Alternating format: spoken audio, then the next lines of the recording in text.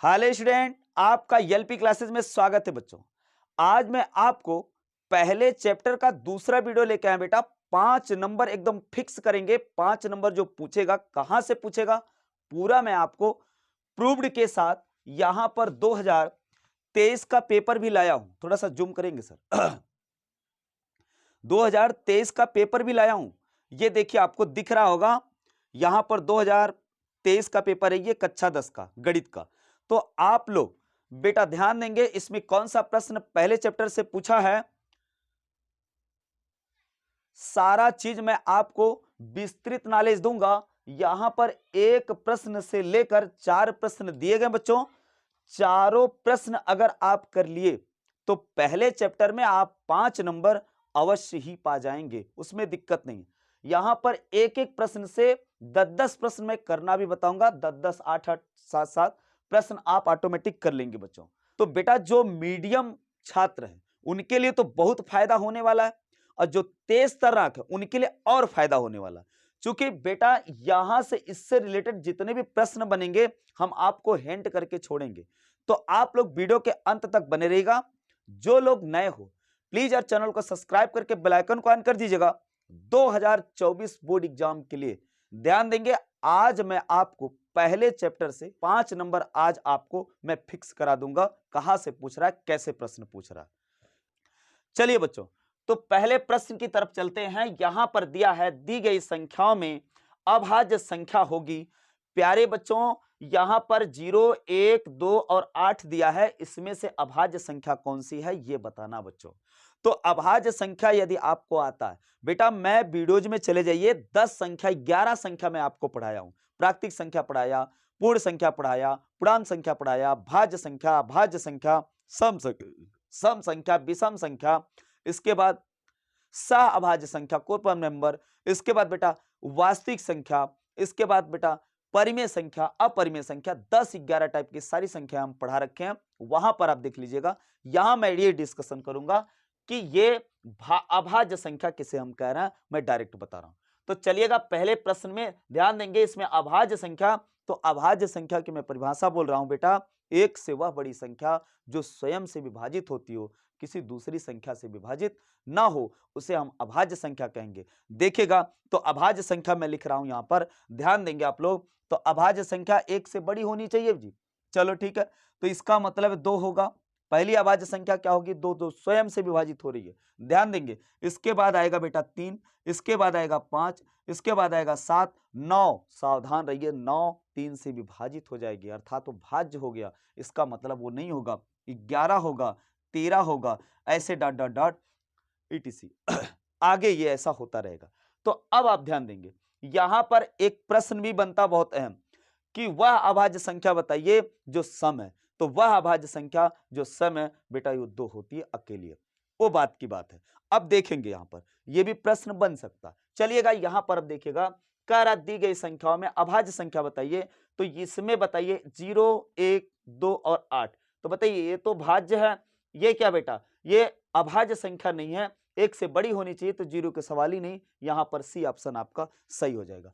तो पहला आपका क्वेश्चन हो गया बेटा। यहां पर 2023 के बोर्ड परीक्षा में आपका यह 2023 का पेपर है बेटा। यहां पर देखिएगा गणित 2023, ये देखिएगा इस पेपर का कोड है, यहां पर आपको दिख रहा होगा, दिख रहा है, जूम की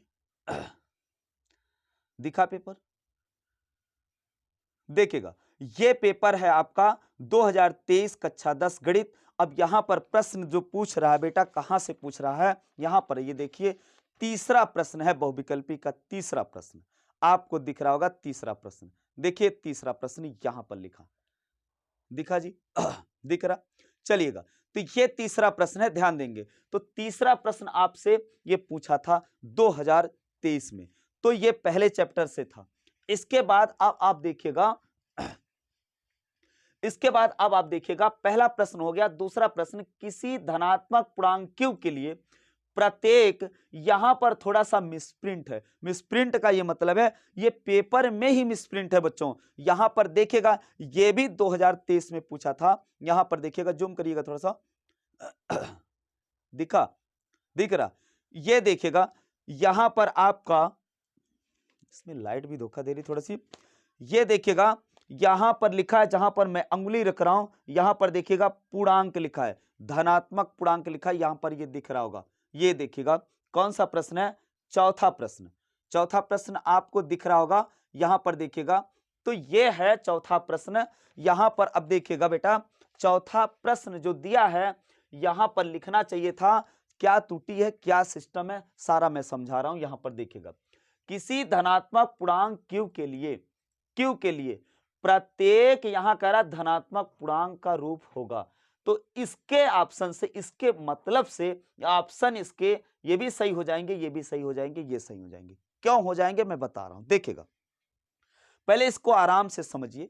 बेटा कह रहा किसी धनात्मक पूर्णांक क्यू के लिए, पहली बात तो क्यू एक धनात्मक पूर्णांक है। पूर्णांक संख्याएं अभी बोला मैं ना, 3 प्रकार की होती हैं, धन पूर्णांक, ऋण पूर्णांक और शून्य पूर्णांक। तो 3 टाइप्स होती हैं।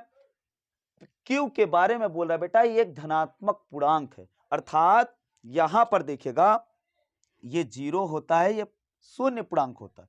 यहां पर 1 2 3 4 ये सब क्या होते हैं, डॉट डॉट डॉट, धन पूर्णांक होते हैं। इधर ऋण पूर्णांक होता है। समझ में आ गया बच्चों? वहां संख्या के बारे में बहुत अच्छे ढंग से 11 टाइप की संख्याएं मैं पढ़ा रखा हूं। तो अब बात करिएगा, इसको कह रहा किसी धनात्मक पूर्णांक, इस पे थोड़ा सा समय दीजिए बाबू। यहां पर कई प्रश्न बनते हैं, कई प्रश्न बनते हैं, कम से कम 20 प्रश्न बन जाएंगे। सारा का जवाब दे रहा हूं एक ही प्रश्न से। आइएगा गहराई से अध्ययन कर लीजिए बच्चों। यहां पर देखिएगा, कह रहा किसी धनात्मक पूर्णांक क्यू के लिए, तो क्यू एक धनात्मक पूर्णांक है। ये देखिएगा, ये धनात्मक पूर्णांक है, अर्थात ये क्यू का मान है जी, ये क्यू का मान है 1 2 3 4 5, ये धनात्मक पूर्णांक है। अब देखिए इसके बाद क्या बोल रहा है, किसी धनात्मक पूर्णांक क्यू के लिए प्रत्येक, यहां लिखना चाहिए था समधन पूर्णांक, सम धनात्मक पूर्णांक का रूप होगा या बेटा विषम धनात्मक पूर्णांक का रूप होगा, ये पूछना चाहिए था। या ये पूछना चाहिए था सम या विषम धनात्मक पूर्णांक, ये भी होगा। तो आपसे जो भी पूछा, जैसे यहां पर मैं ये मान के चल रहा हूं पहली बार सम धनात्मक पूर्णांक पूछा है, तब की मैं बात कर रहा हूं, तब ऑप्शन देख रहा हूं कैसे कौन सा ऑप्शन सही हो रहा है। तो चलिएगा, अगर यहां पूछ लिया प्रत्येक सम धनात्मक पूर्णांक के लिए, तब क्या हो जाएगा देखिएगा। तो आप देखिएगा Q बराबर, सॉरी यार P बराबर लिख दिया, ये Q बराबर है, क्या है बच्चों, Q बराबर है किसी धनात्मक पूर्णांक Q के लिए प्रत्येक, देखो Q के लिए तो धनात्मक पूर्णांक Q का मान क्या है, 1 2 3 4 5 6 7 8 ऐसा। तो कह रहा के लिए प्रत्येक, यहां पर लिखा है, यहां पर लिखा है, यहां पर कुछ नहीं लिखा, ऐसे लिख दिया था धनात्मक पूर्णांक का रूप होगा। इसका मतलब पहले मैं विषम ले रहा हूं या सम ले रहा हूं, चलो मैं पहले सम ले रहा हूं, तब ऑप्शन देखिएगा कि यहां पर कौन सा ऑप्शन सही होगा बच्चों।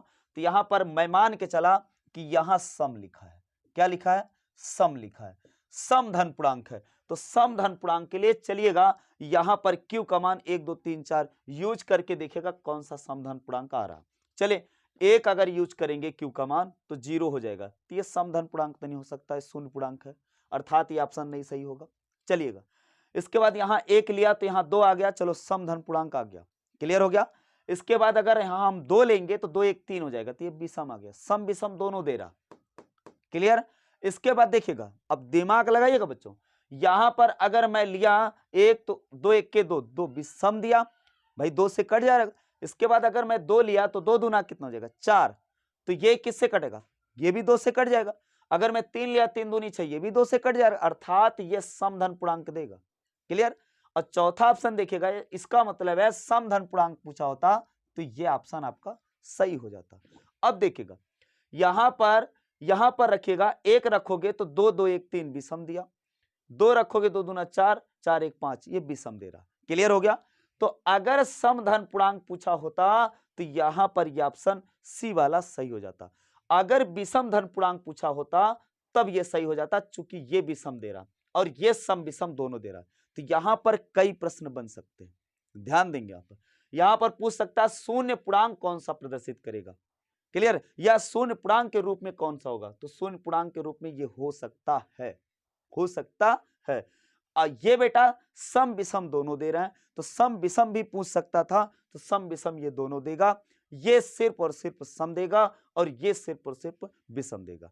अब आइए हम चर्चा कर लेते हैं कि किस टाइप से सम होंगे, किस टाइप से विषम, और भी संख्या और भी सवालें बन सकती है इस टाइप से। तो देखेंगे इस टाइप से और भी सवालें जो बन रही हैं वो किस हिसाब से बन रही हैं, कैसे पूछ सकता है। ये तो पहली बात ध्यान देंगे, 2q या 2mx के रूप में रहेगा तो ये सम धन पूर्णांक होगा, उसमें दिक्कत नहीं है। अगर q क्या है, एक क्या है, धनात्मक पूर्णांक है तो की बात। क्लियर है, यहां से ये बनेगा, इसके बाद यहां से 2q और आप लिख सकते हो +2, ये भी लिख सकते हो, ये भी क्या बनेगा, समधन पूर्णांक बनेगा।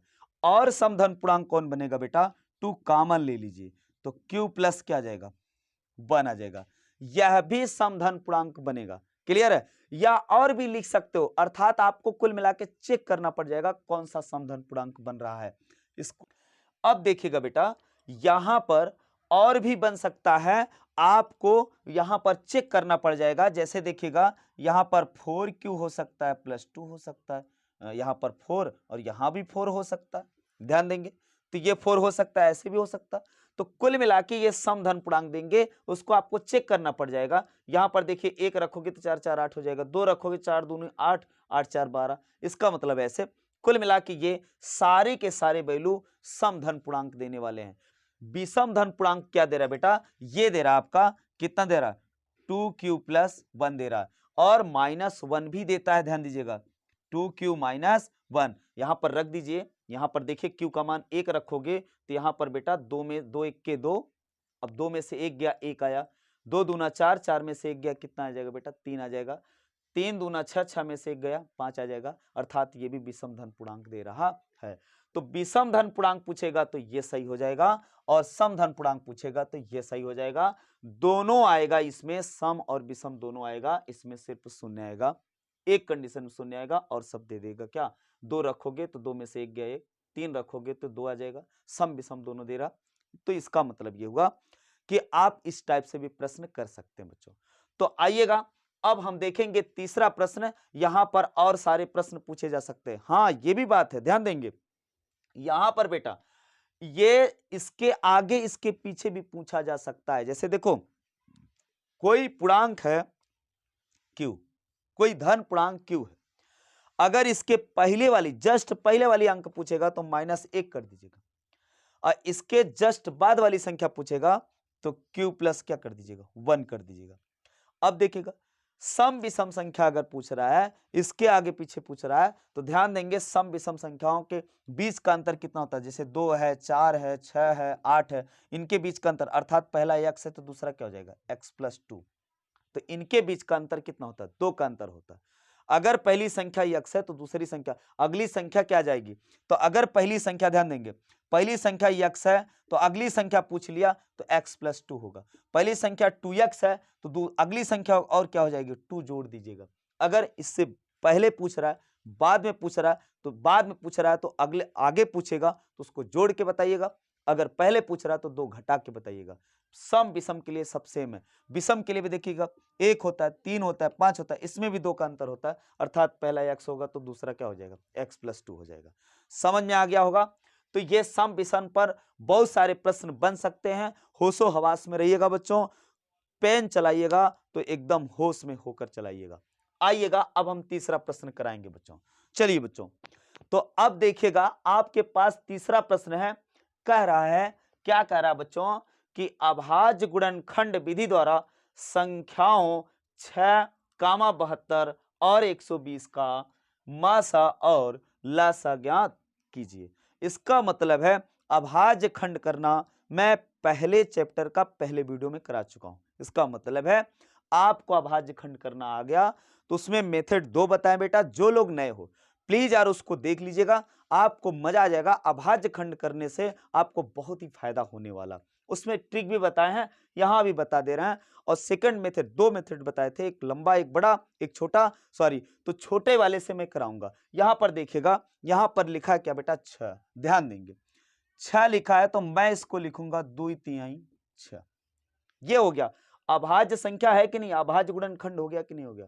भाई सबसे छोटी छोटी अभाज्य संख्या भी लिखे थे, 2 लिखे थे, इसके बाद 3 5, यही अभाज्य संख्या। तो अभाज्य संख्या का ये मतलब होता है, इधर देखिएगा, तो मैं यहां लिख दे रहा हूं, यहीं पर लिख दे रहा हूं, तो देखिएगा 2 लिखेंगे, 3 लिखेंगे, 5 लिखेंगे, 7 लिखेंगे, 9 नहीं लिखेंगे, 11 लिखेंगे, ये क्या है, अभाज्य संख्या है।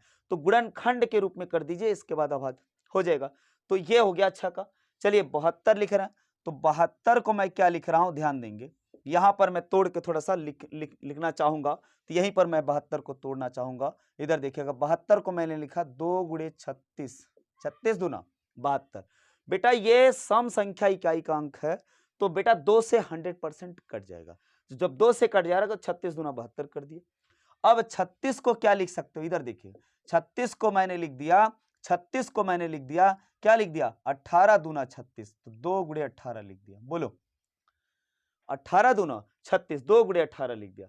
अब मैं और आगे लिखूंगा, 18 को लिखूंगा 2 नमा 18, अर्थात 2 गुणे 2 गुणे 2 गुणे 9, 9 दूनी 18, और 9 को लिख दूंगा 3 गुणे 3, अर्थात 72 को मैं क्या लिख सकता हूं, 2 की पावर कितना हो जाएगा, 3। 2 की पावर कितना बेटा, 3। क्लियर है। इसके बाद ये 3 त्रिका 9, ये देखिए आराम से हो गया। ये तो आपको 3 की पावर 2, तो कुल मिला के आपको समझाने के लिए इतना समय लग रहा है, समय लगना नहीं है इसमें। अब देखिएगा 120 का अभाज्य खंड कर दो, 120 का अभाज्य खंड ऐसे डायरेक्ट कर दीजिए। कैसे देखिएगा, 0 के लिए बेटा मैं लिखता हूं 2 गुणे 5, इधर देखिएगा यहां पर कर देना 120 का, 120 का हम आराम से करेंगे। देखिएगा पहली बात तो ये 0 के लिए 2 गुणे 5 लिख दिया जाता है, 2 गुणे 5 0 खत्म, बचा कितना 12, 12 का मतलब है 3 चौके 12, 3 चौके 12, तो 4 गुणे 4, 4 का मतलब 2 की पावर कितना 2 इंटू इतना 3। ये देखिए 2 दूना 4, 4 तिहाई 12, 12 दूना 24, 24 पंचे 120। क्लियर। तो इसको फाइनल लिख सकते हो आप आराम से, तो 2 1 3, 2 की पावर 3 आ गया। क्लियर। और 3 की पावर 1 है, 3 अकेला, और ये 5। क्लियर हो गया। ये कहते हैं अभाज्य गुणनखंड विधि से एलसीएम और एचसीएफ ज्ञात करना। अब बचा एलसीएम और एचसीएफ ज्ञात करना।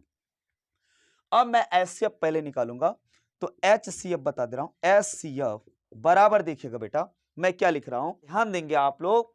यहां पर बेटा जो कॉमन होगा, तीनों में जो कॉमन होगा, 4 संख्या होता तो चारों में जो कॉमन होता वही एचसीएफ होता। तो एचसीएफ ज्ञात करने के लिए यहां पर 2 देखिए, तो यहां पर 2 3 बार है, लेकिन इसमें दिक्कत नहीं है। जो कॉमन, जैसे देखो यहां पर सबसे कम 1 बार है, तो यहां 2 बार 3 बार, उसमें दिक्कत नहीं। 1 बार तो यहां कम से कम है, यहां भी 1 बार कम से कम है, तो 2 तो आप लिख दोगे, उसमें दिक्कत नहीं। 2 तो आ गया गुड़े। अब देखिएगा यहां 3 1 बार है, यहां 2 बार है, यहां 1 बार है, उसमें दिक्कत नहीं है, लेकिन आपका होना चाहिए। तो इसका मतलब 3 यहां भी है, यहां भी, यहां भी, तीनों में जो कॉमन हो, 3 संख्या तीनों में, 4 संख्या चारों में कॉमन होना चाहिए, वही एचसीएफ होता है। तो ये आ गया 3।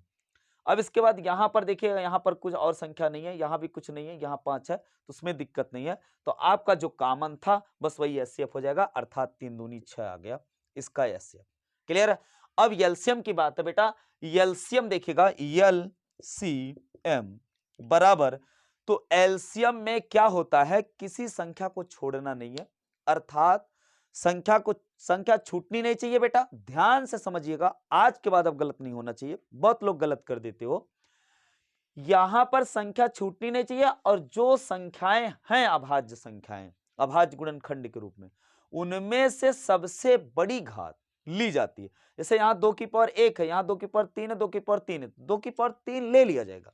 तो 2 की पावर क्या लिया जाएगा, 2 की पावर 3 अधिक घात ली जाती है, अधिक घात वाली संख्या ले ली जाती है। अब देखिएगा ये 2 की पावर 3 लिए हो, तो इसमें 2 की पावर 1 भी इसमें समाहित है। समझ में आ गया होगा। इसका मतलब है 2 की पावर 3 तो ले लिया गया, इसके बाद अब यूज करेंगे हम 3। किसी चीज को छोड़ना नहीं है, सबको लेना है एलसीएम में, और लेकिन जो कॉमन हो उसमें सबसे ज्यादा जो घात है वही लेना है। तो अब देखेंगे यहां भी 3, यहां भी 3, यहां भी 3, लेकिन 3 की पावर 2 है, इसका मतलब 3 की पावर हम 2 ले लेंगे। 3 की पावर 2 का मतलब ये 3 इसी में समाहित है, ये भी 3 इसी में समाहित है, अर्थात छूटा थोड़ी ना, ना तो कोई 2 छूटा, ना तो कोई 3 छूटा। अब बात आई अब यहां पर 3 भी नहीं, यहां भी 3, सॉरी यहां भी 5 नहीं, यहां भी 5 नहीं, इसका मतलब यहां 5 है तो 5 को ले लिया जाए। ये हो गया। तो अब देखिएगा फाइनल इसको गुणा कर दीजिए, हो गया। तो 2 दूना 4 दूना 8, 3 त्रिका 9, तो यहां पर 8 गुणे 9 हो जाएगा बेटा, और गुणे 5, 8 9 72, कितना बच्चों 72 गुणे 5, 5 का गुणा करोगे 5 दूनी 10, एक हासिल, 5 सते 35, 1 36, 360 आ गया बच्चों।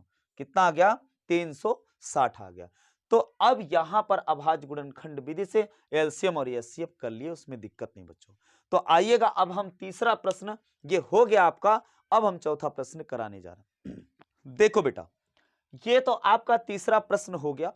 तीसरा प्रश्न हो तो गया, लेकिन ध्यान देंगे आप लोग, यदि उसको ये सर्टिफाइज होना चाहते हैं कि मेरा क्वेश्चन सही था कि नहीं सही था, एलसीएम मेरा सही निकला, एचसीएफ मेरा सही निकला कि नहीं निकला, इसको अगर जांच करना है तो लगे हाथ मेरी बात सुन लो, इसको भी आप कंफर्म करके आओगे एग्जाम हॉल से। देखिएगा बेटा, जैसे एचसीएफ आपका 6 आया था, क्लियर है, तो 6 आया, इसका मतलब है कि इस 6 से ये सारी संख्याएं जो तीनों निकाले, तीनों संख्याओं से निकाले हो, सारी संख्याएं क्या होंगी, डिवाइड होंगी। 6 से 6 के 6, 6 से इसको काटोगे बेटा, ये देखिए 12 छंग 72, फिर इसको काटोगे 6 से, 6 दूनी 12 अर्थात 20 छक्का 120, इसका मतलब 20 बार में चला जाए।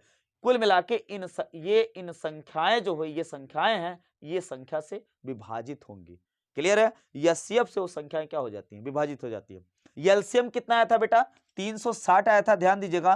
तो 360, इसका मतलब है कि इन संख्याओं से ये विभाजित होगा। क्लियर है, तो इन संख्याओं का मतलब क्या है, इसको 6 से भाग दोगे, 6 छंग 36, 60 बार में डिवाइड हो जाएगा। इसको देखिए 72 है, इसको आप 5 बार में भाग दे दीजिए, तो क्या आ जाएगा, हाँ ठीक है 5 बार में चला जाएगा, 5 दूनी 10, 5 सते 35, 1 36, और इसको आप जब भाग दोगे 0 0 कट जाएगा, 12 तिहाई 36, मतलब ये 3 बार में चला जाएगा। तो कुल मिला के इन संख्याओं से ये विभाजित होना चाहिए, और वो एचसीएफ से उन संख्या को विभाजित कर देता है। क्लियर हो गया होगा। तो ये रही इसकी पकड़, इसकी जांच भी आप कर सकते हो एग्जाम हॉल में, इसके बाद आप कंफर्म होके आ सकते हो बच्चों। आइएगा अब हम चौथे प्रश्न की बात करते हैं। चौथा प्रश्न भी आपका बोर्ड एग्जाम 2023 का ही है। यहां पर हम दिखाना चाहेंगे 2 नंबर में लिखित परीक्षा में पूछा था, 2 नंबर का प्रश्न है। यहां पर ये देख लीजिए बेटा, 21 नंबर का अंगा नंबर प्रश्न है, 21 नंबर प्रश्न का अंगा नंबर प्रश्न है।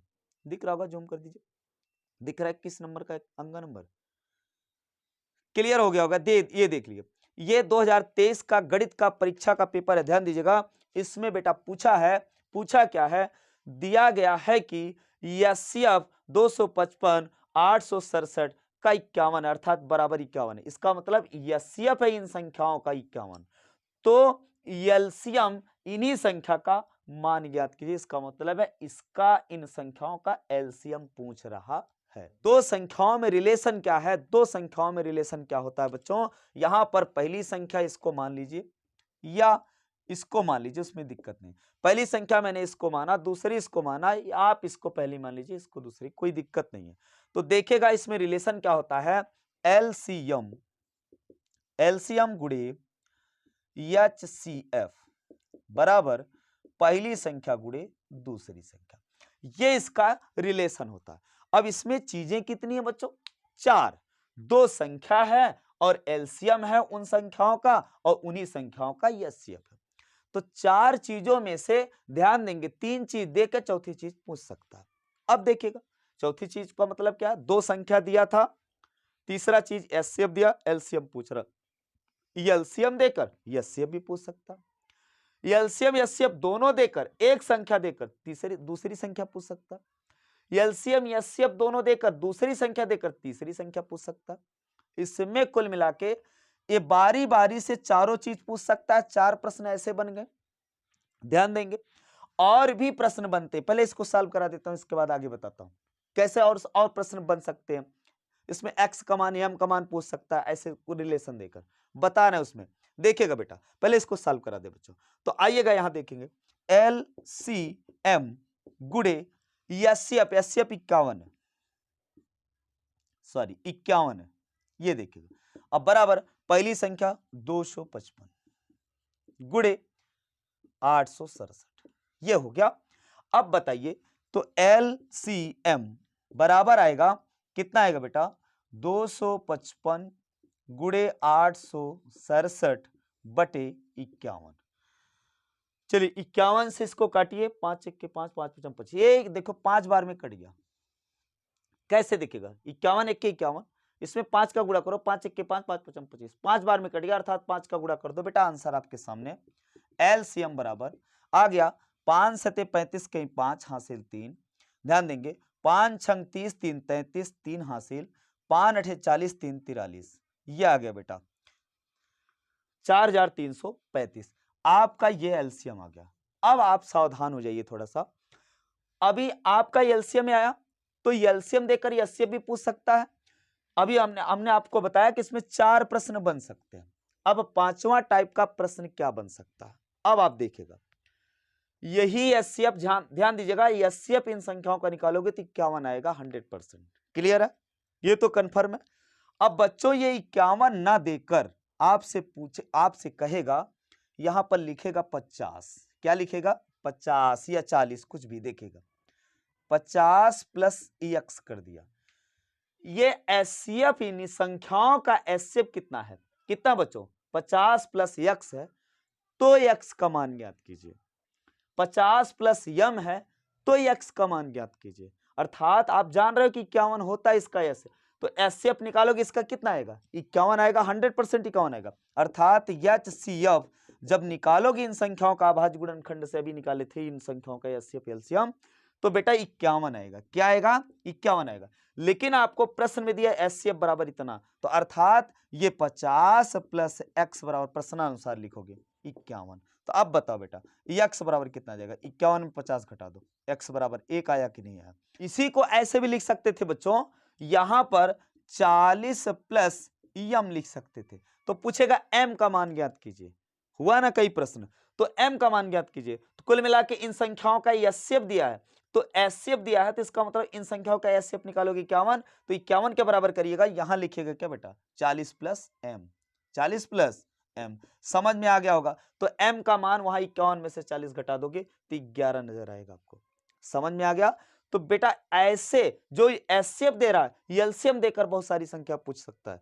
तो आई होप आपको समझ में आ गया होगा बच्चों, ध्यान देंगे आप लोग प्लीज यार। अगर आप लोग पहली बार हैं चैनल पे तो चैनल को सब्सक्राइब कर दीजिएगा, बेल आइकन को ऑन कर दीजिएगा बेटा, छोटा सा प्यारा सा कमेंट लिखिएगा जरूर, क्योंकि कमेंट आपका जो है मेरे लिए बहुत बड़ा एनर्जी का काम करता है।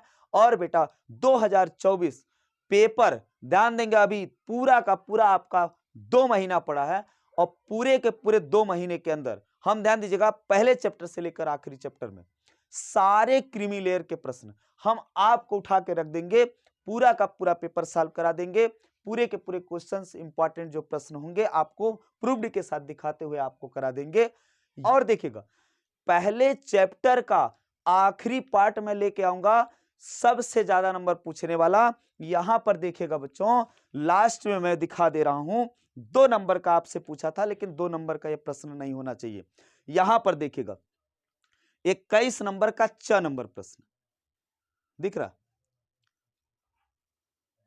दिख रहा 21 नंबर का 4 नंबर प्रश्न देखेंगे। यहां पर देखिएगा सिद्ध कीजिए कि √2 अपरिमेय संख्या है, √2 अपरिमेय संख्या 2023 में पूछा है।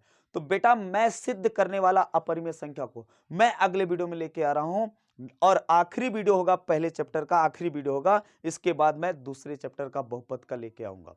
Thank you for watching.